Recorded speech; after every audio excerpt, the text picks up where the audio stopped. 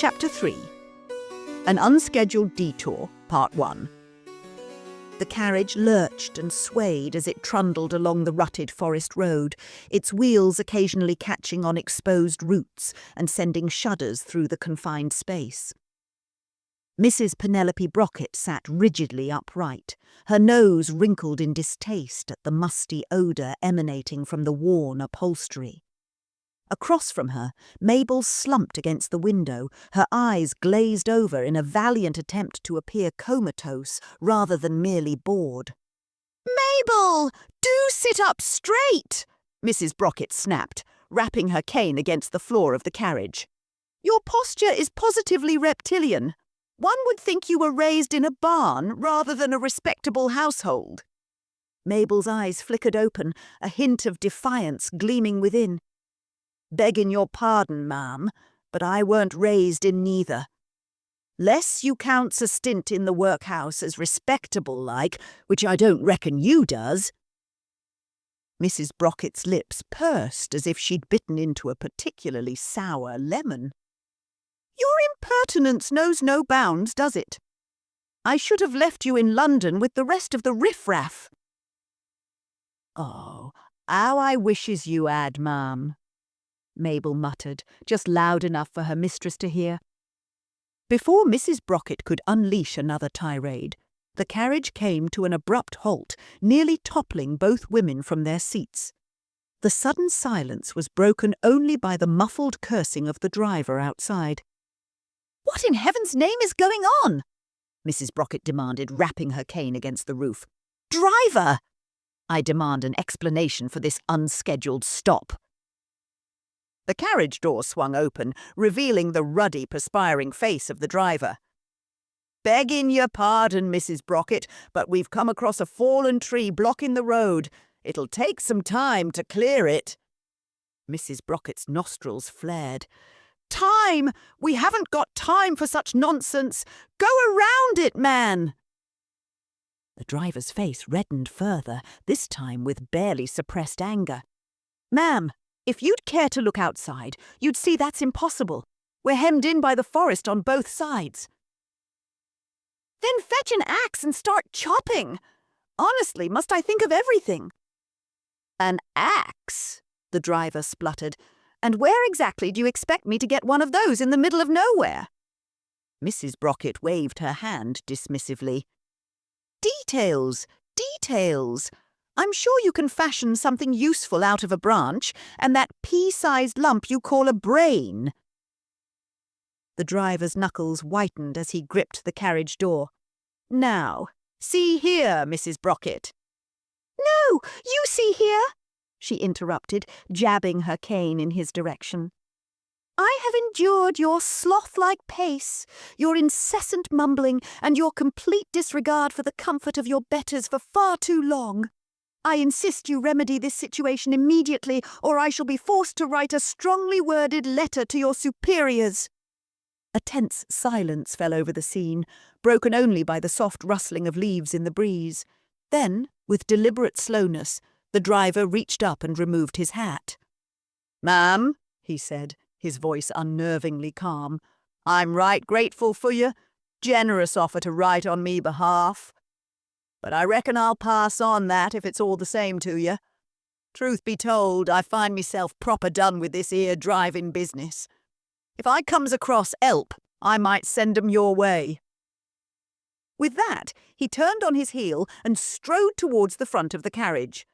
Mrs. Brockett gaped, momentarily struck dumb by the audacity of it all. "Mabel!" she finally managed to sputter. "Do something!" Mabel, who had been watching the exchange with poorly concealed glee, raised an eyebrow. "And what would you have me do, ma'am? Tackle him? I ain't much good at wrestling these days." Outside, they heard the sound of straps being unbuckled and horses whinnying. Mrs. Brockett's eyes widened in horror as realization dawned. "He wouldn't dare," she whispered. But dare he did. Moments later, the driver appeared at the window, astride one of the carriage horses. He tipped his hat mockingly. "Wishing you the joy and warmth you generously bestow upon others." and with that he was gone, disappearing into the forest with the second horse in tow, leaving nothing but the echo of hoofbeats and a cloud of dust in his wake. For a long moment Mrs. Brockett sat in stunned silence, her mouth opening and closing like a fish gasping for air. Mabel, for her part, seemed to be fighting a losing battle against laughter. "Well," Mabel finally said, her voice trembling with suppressed mirth, "I reckon that's put a right damper on our homecoming plans." Mrs. Brockett's head snapped around, her eyes blazing. "This is all your fault, you wretched girl!" Mabel's eyebrows shot up. "How's it my fault, then? What's got into your head now?" "If you hadn't been so utterly useless in London, forcing me to cut my quest for a set of silver teaspoons short, we wouldn't be in this predicament." "Ah, yes," Mabel nodded sagely. "I clean forgot about me magical powers over them trees. Right careless of me to make one fall across our path, weren't it?" Mrs. Brockett's face turned an alarming shade. "Your insolence knows no bounds. When we return to Lesser Mudbury, you'll be lucky if I don't turn you out on your ear." "Oh, what a lovely thought," Mabel replied dryly. "I can't wait. Though perhaps we ought to worry more about how we're going to get back to Lesser Mudbury at all." Mrs. Brockett deflated slightly, the reality of their situation finally sinking in. She peered out the window at the deepening shadows of the forest, a flicker of uncertainty crossing her face. "Surely someone will come along soon," she muttered, more to herself than to Mabel. "We can't be the only travellers on this God-forsaken road." Mabel leaned back in her seat, a sardonic smile playing at the corners of her mouth. "Oh, undoubtedly, ma'am. I'm sure any minute now some fancy knight'll come galloping out them trees, ready to save us like.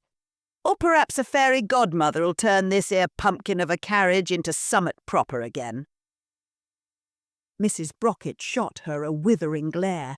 "Your feeble attempts at humour do you no credit, Mabel. Now make yourself useful and go see if you can shift that tree." "Shift it?" Mabel gaped at her mistress. "With what, might I ask? Me bare hands?" "Really, Mabel, must I think of everything?" Mrs. Brockett sniffed. "Use your apron as leverage. Though mind you don't tear it. Those things don't grow on trees, you know." Stunned, Mabel slowly climbed out of the carriage, muttering under her breath about the absurdity of it all.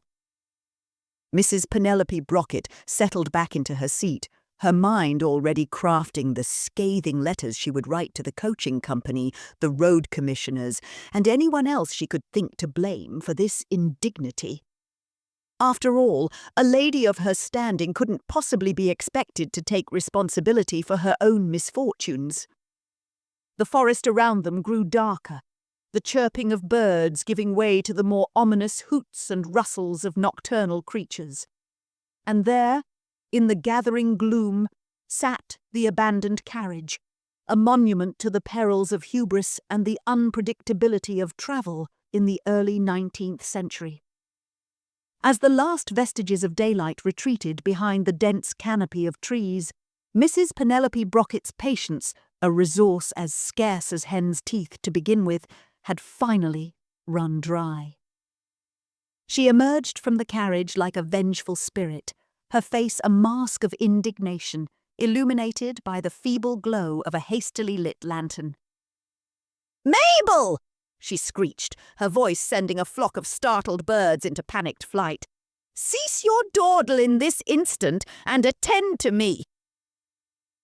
Mabel, who had been engaged in the Herculean task of attempting to shift a tree roughly the size of a small cottage, straightened up with a groan.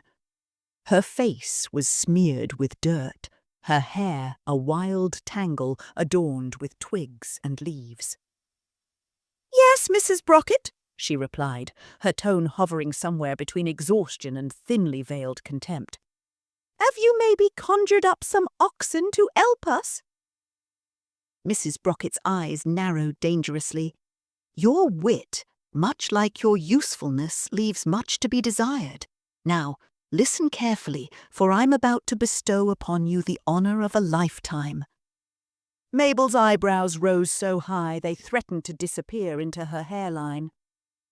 "Oh, how thrilling! Do tell, madam. I'm all a-quiver with anticipation." Ignoring the sarcasm dripping from her maid's words, Mrs. Brocket drew herself up to her full height and declared, "You, Mabel, shall have the privilege of pulling our carriage to safety and back towards London if needs be." A moment of stunned silence followed, broken only by the mournful hoot of a distant owl. "Begging your pardon?" Mabel finally managed, sure she must have heard wrong. "You wants me to pull the carriage back towards London?" Mrs. Brocket nodded, a self-satisfied smile playing across her lips. "Precisely. After all, we can't very well stay here all night, can we? And since you've proven utterly incapable of moving that blasted tree, this is clearly the only logical solution." Mabel stared at her mistress, mouth agape, as she tried to process the sheer absurdity of the situation. "Ma'am," she began slowly, as if explaining a concept to a particularly dim child, "I ain't nothing but a maid, not some bleeding 'orse.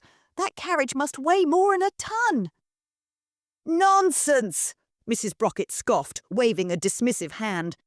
"I've seen you carry trays laden with tea services. This is hardly any different." "Hardly any," Mabel spluttered, then took a deep breath, pinching the bridge of her nose.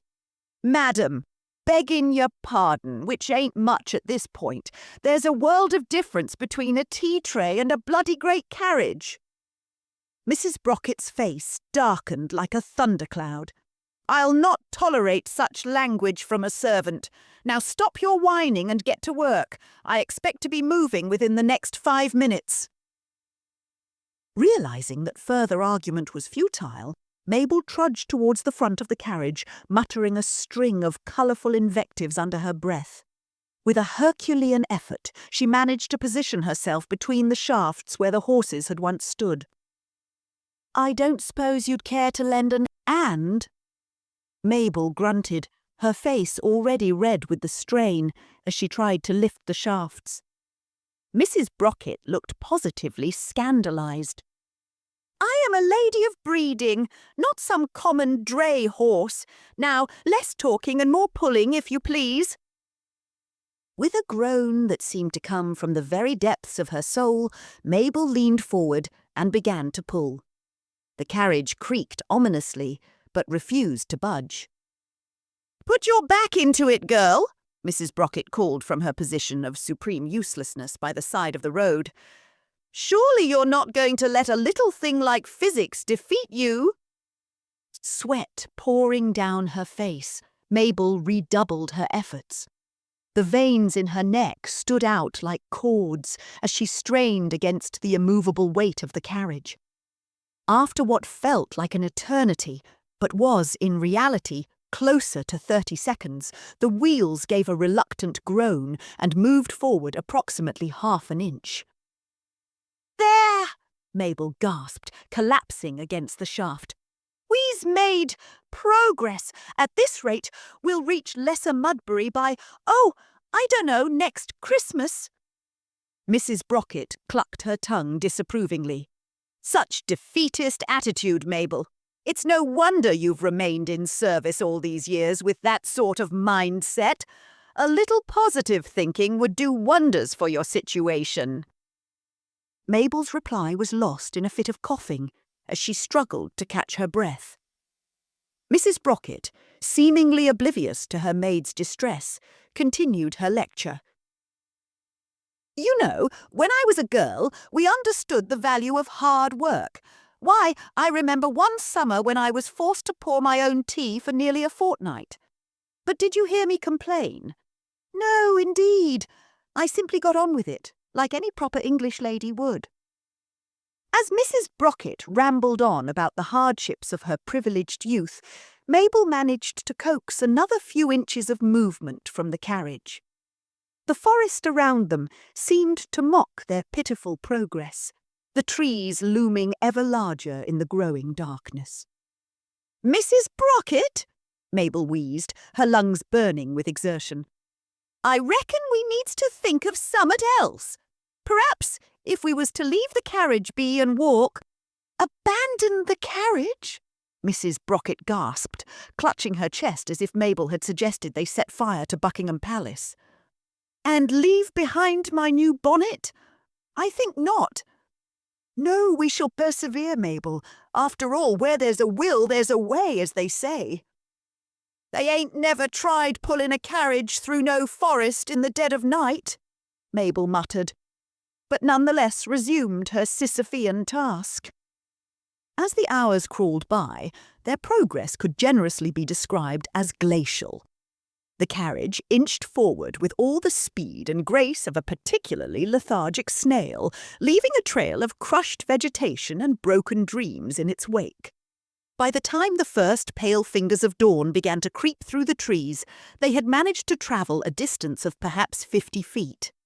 Mabel, her clothes torn and muddied, her hands raw and blistered, slumped against a tree trunk in utter exhaustion.